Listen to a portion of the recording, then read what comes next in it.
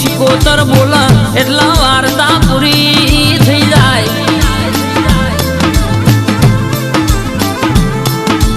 ઓ માં દુનિયાના ડોક્ટર છૂટી પડ્યા હોય, મશીનો છૂટી પડ્યા હોય, અરે ગેસ કે પોણીના પેઠ રૂપિયો વાપરી લીધો હોય તો એ ફરક ના પડ્યો હોય. અરે જોગીપુર સિવિલના ડોક્ટર છૂટી પડે પણ મારી